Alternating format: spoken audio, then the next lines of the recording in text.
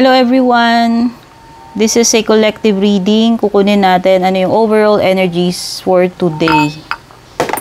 It's April 1. O ayan, simula na ulit tayo. O hindi April Fool's Day ito Ayan, kung bago kayo dito, don't forget to like, share, follow, subscribe. Personal reading services, mag-PM na lang po kayo. Ano yung overall energies ngayong araw na ito?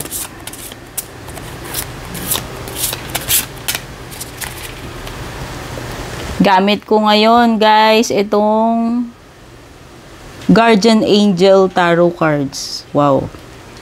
Kakarating lang sa akin ito. Tuwan-tuwa ako napunta. Kasi ano na to, out of print. Wala ka nang mabibiling ganitong deck. Kaya sobrang happy ako na napunta sa akin to. Ito yung ano niya, gagawan ko na lang siya ng video. Ayan. This is by Doreen Virtue and Radley Valentine. Wala ka na mabibili nito. Kung meron ka mang makita nito, hindi ko alam, eBay, Amazon. Parang nakita ko binibenta nila ng $100 yata mahigit. Grabe. Tapos ayan, may mga glitter yan. Ganda. Wala lang. Tutuwa lang ako. Tapos angel siya. So, tignan na natin yung energies ngayong araw na to. Para sa lahat po ito, kung sining mga makaka-resonate, wala pong specific na zodiac sign. Ayan, bagong-bago pa yan, Yung gilding niya hindi na Tignan natin. Ang first energy mo is the Four of Action, which is Four of Wands.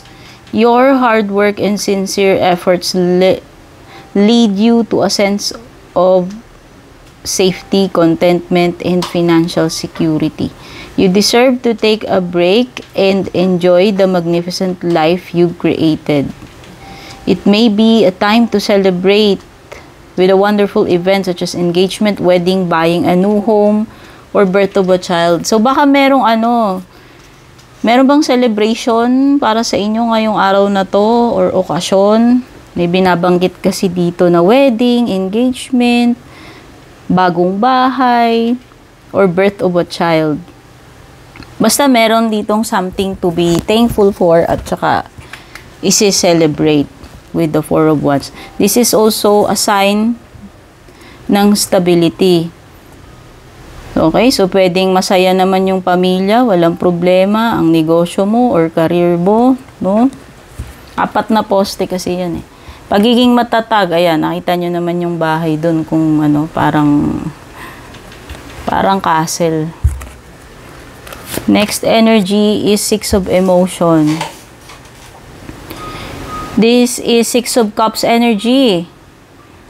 Basahin natin. Memories can fill your heart with many emotions. It's important to remember your past accurately without seeing it as better or worse than it was. People you used to know may return to your life unexpectedly. So, pwedeng may mga people daw from the past or person from the past na babalik uli dito sa inyong present. No? Hindi nyo ine-expect. Children could be an important issue.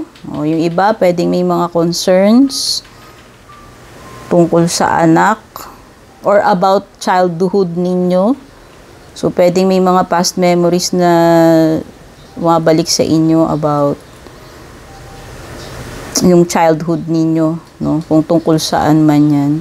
Okay, pwedeng iba issue or concerns pagdating sa anak, yung mga may anak dito. Or you may need to reconnect with your own inner child. Minsan, kailangan nating pagbigyan yung inner child natin. Diba? Many times, adulting, yung adult personality natin, syempre, araw-araw, kailangan magtrabaho, o araw-araw, kailangan mong gawin yung obligation mo sa pamilya mo.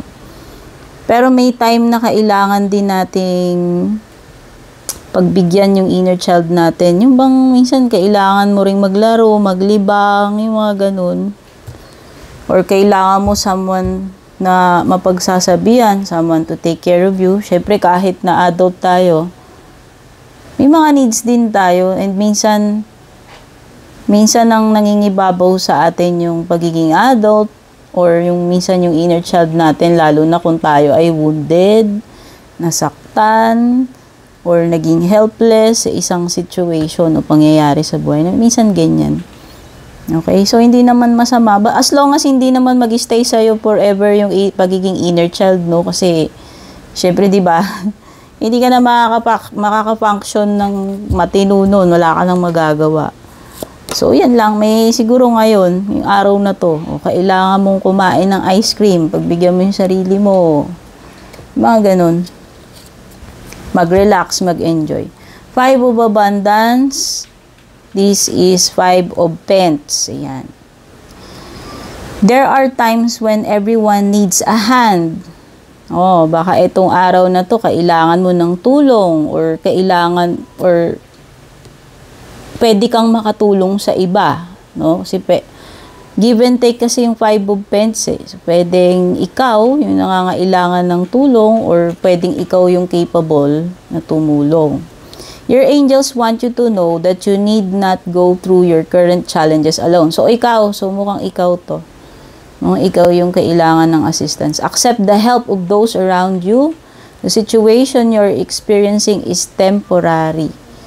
So, kung dumaraan ka man ngayong araw na to, difficult situation, kailangan mo ng tulong, huwag kang mag-alala kasi pwede ka naman mag-ask ng assistance.